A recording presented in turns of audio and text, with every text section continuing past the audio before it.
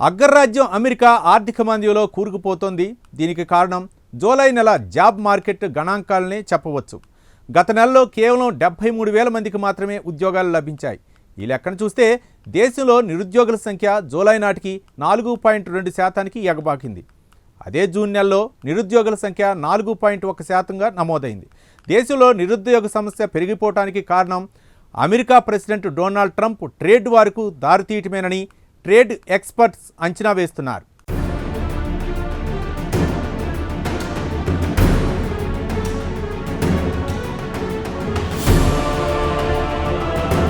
America president ప్రపంచ దేశాలపైనే కాకుండా తన సొంత దేశంపై కూడా అక్కసు తీర్చుకుంటున్నాడా అన్న అనుమానాలు కలగక మానవు. ఎందుకంటే ఆయన ప్రపంచంలోని ప్రతి దేశంపై తన ఇష్టం వచ్చినట్టు సుంకాలు బాదడం మొదలుపెట్టాడు. తాజాగా ఇండియాపై 25% సుంకం విధించిన విషయం తెలిసిందే. మనతో పోల్చుకుంటే బంగ్లాదేశ్, పాకిస్తాన్పై అతి తక్కువ సుంకం విధించాడు. ఇక ఆయన ఉద్దేశం ఏమిటో తేలికగానే అర్థం చేసుకోవచ్చు. ట్రంప్ ప్రతి దేశంపై సుంకాలు బాదడంతో అమెరికాలో కూడా దాని ప్రభావం కనిపించింది.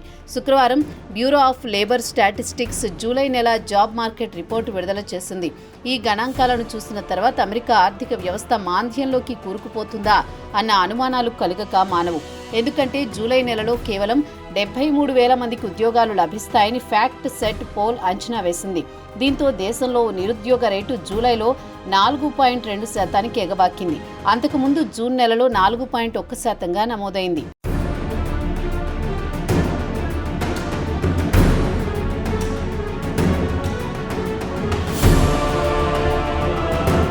తాజా బ్యూరో ఆఫ్ లేబర్ స్టాటిస్టిక్స్ లేదా బిఎల్ఎస్ గణాంకాలు మాత్రం అంచనా కంటే చాలా తక్కువగా ఉన్నాయని అమెరికాకు చెందిన గార్డియన్ కూడా కామెంట్ చేసింది.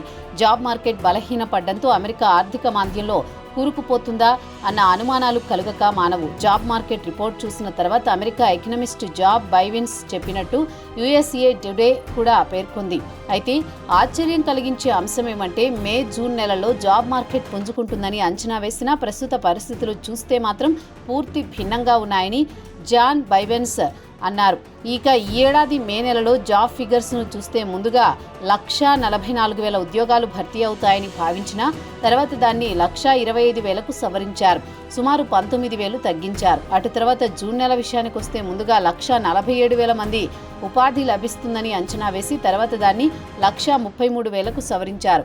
సుమారు 14,000 తగ్గాయని అంచనా. మొత్తానికి 2 నెలల్లో 2,58,000 మంది ఉద్యోగాలు లభిస్తాయనుకుంటే దానికంటే చాలా తక్కువ మందికే ఉద్యోగాలు లభించాయని సిఎన్బిసి చీఫ్ ఎకనమిస్ట్ హెథర్ లాంగ్ చెప్పారు. తాజా బిఎల్ఎస్ రిపోర్ట్ను ఆయన గేమ్ చేంజర్ జాబ్ రిపోర్ట్స్ అని వ్యాఖ్యానించారు. రోజు రోజుకు లేబర్ మార్కెట్ పరిస్థితి మరింత దిగజారుతోందని ఆందోళన వ్యక్తం చేశారు.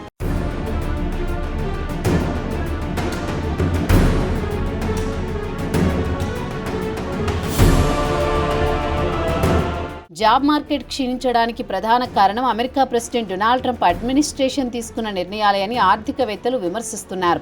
ఇష్టం వచ్చినట్టు టారిఫ్ పెంచడం ఒకెత్తైతే మరోవైపు వలసవాదులపై ఉక్కుపాదం మోపడం మరోపక్క కేంద్ర ప్రభుత్వం ఉద్యోగులను నిర్దాక్షిణ్యంగా ఉద్యోగాల్లోంచి తీసేయడం తదితర అంశాలు కారణాలుగా యుఎస్ఏ టుడే వెల్లడించింది. మొత్తానికి గత 3 నెలల నుంచి చూస్తే సరాసరి కొత్తగా ఉద్యోగాలు లభించింది కేవలం 35,000 మందికి మాత్రమేనని తేల్చి చెప్పాయి. అమెరికా మీడియా తాజా బిఎల్ఎస్ డేటాను బట్టి చూస్తే అమెరికా ఫెడరల్ రిజర్వ్ ఒక మెట్టు దిగి సెప్టెంబర్లో జరిగే మీటింగులో వడ్డీ రేట్లతో కోత విధించే అవకాశాలు మెరుగుపడతాయంటున్నారు. కాగా ఫ్యూచర్స్ ట్రేడర్స్ ఇప్పటికే వడ్డీ రేట్లతో కోత విధిస్తారని 75.5% మంది మొగ్గు చూపారు. అంతకుముందు 40% అవకాశాలున్నాయని అంచనా వేశారు. ఇక జాబ్ మార్కెట్ గణాంకాలు డీలా పడ్డంతో అమెరికా సెంట్రల్ బ్యాంకు వడ్డీ రేట్లు తగ్గిస్తుందని ఆర్థికవేత్తలతో పాటు ట్రేడర్స్ కూడా బలంగా నమ్ముతున్నారు.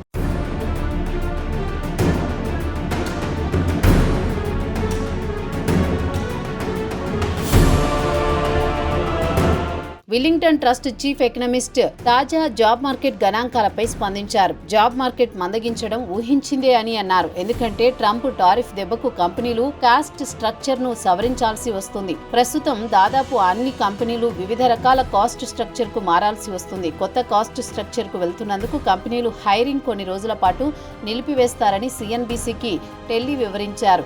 ఇక గత నెలలో జాబ్ మార్కెట్లో హెల్త్ సెక్టార్లో పెద్ద ఎత్తున ఉద్యోగాలు లభించాయి. కోవిడ్-19 తర్వాత నుంచి ఈ రంగంలో ఉపాధి అవకాశాలు మెరుగుపడ్డాయి. ఈ రంగంలో గత నెలలో 55,000 మందికి ఉపాధి లభించింది.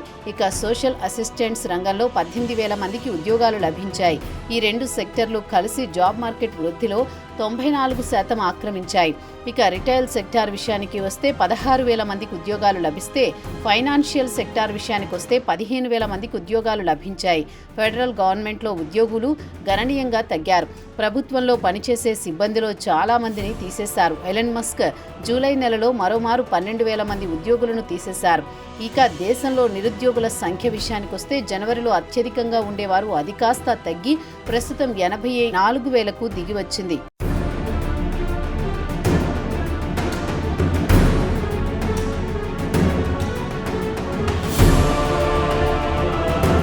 దేశంలో జాబ్ మార్కెట్ క్షీణించడానికి ప్రధాన కారణం మార్కెట్ అనలిస్టుల అంచనా ప్రకారం అమెరికా తన భాగస్వామ్య దేశాలపై ఎడాపెడా టారిఫ్ బాదడంతో దాని ప్రభావం అమెరికా లేబర్ మార్కెట్పై పడిందని చెబుతున్నారు. గురువారం రాత్రి కూడా ట్రంప్ సుమారు డజన్ దేశాలపై ఇష్టం వచ్చినట్లు సుంకాలను బాదారని గుర్తు చేస్తున్నారు. జాబ్ మార్కెట్ రిపోర్ట్ చూసిన తర్వాత దేశ ఆర్థిక వ్యవస్థ బలహీనంగా ఉందని తేలిపోయింది.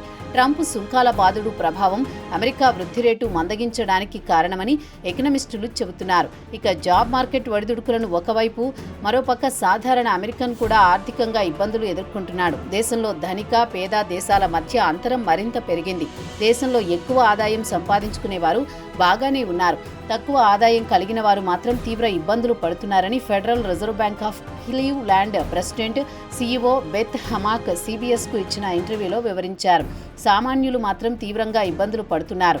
తాను జిల్లాల్లో పర్యటిస్తున్నప్పుడు ఈ తేడా స్పష్టంగా కనిపించిందన్నారు. పేదలు సూపర్ మార్కెట్లకు వెళ్ళినప్పుడు అక్కడ బీఫ్ కొనలేరు, హాట్ డాగ్లను కొనలేని పరిస్థితుల్లో ఉన్నారని బెత్ హమాక్ వాపోయారు.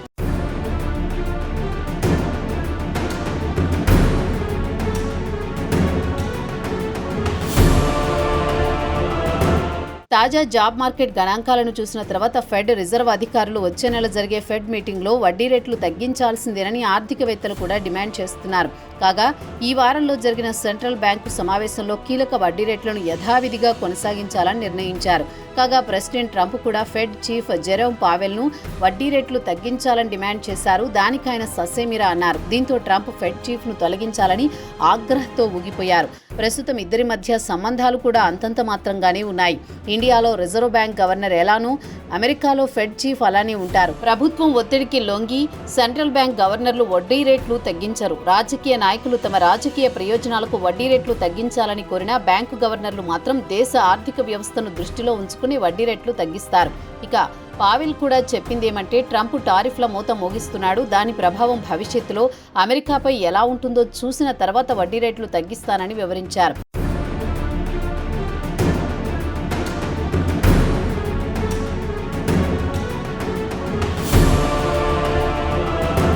ఇక ఆర్థికవేత్తలు కూడా చెప్పేది కూడా ఫెడ్ ఒకవైపు మందగిస్తున్న జాబ్ మార్కెట్ను, అదే సమయంలో దేశంలో పెరుగుతున్న ద్రవ్యోల్బణాన్ని దృష్టిలో ఉంచుకుని బ్యాలెన్స్ చేయాల్సి ఉంది. దేశంలో ద్రవ్యోల్బణం అధికంగానే ఉంది, తగ్గడం లేదు. కాబట్టి సెప్టెంబర్ ఫెడ్ రిజర్వ్ సమావేశంలో వడ్డీ రేట్లు తగ్గే అవకాశం ఉందని 77% మంది అంచనా వేస్తున్నారు. కాగా తదుపరి ఫెడ్ మీటింగ్ వచ్చే నెల 16, 17 తేదీల్లో జరగనుంది. ఇక ట్రంప్ ప్రతి దేశంపై సుంకం విధించడంతో ఆ దేశాల నుంచి వచ్చే వస్తువులు అమెరికాలో ఖరీదైన వ్యవహారంగా మారుతాయి. దీంతో కంపెనీలకు వ్యాపారాలు తగ్గడంతో ఉన్న ఉద్యోగులను ఇంటికి పంపించేస్తూ ఉంటాయి. ఇక అమెరికాలో జాబ్ మార్కెట్ ఇప్పట్లో పుంజుకునే అవకాశాలు లేవన్నది ఆర్థికవేత్తల అంచనా. వచ్చే నెల ఫెడ్ వడ్డీ రేట్లు తగ్గిస్తే కాస్త మెరుగుపడే అవకాశాలు కొట్టిపారేయలేమంటున్నారు ఎకనమిస్టులు.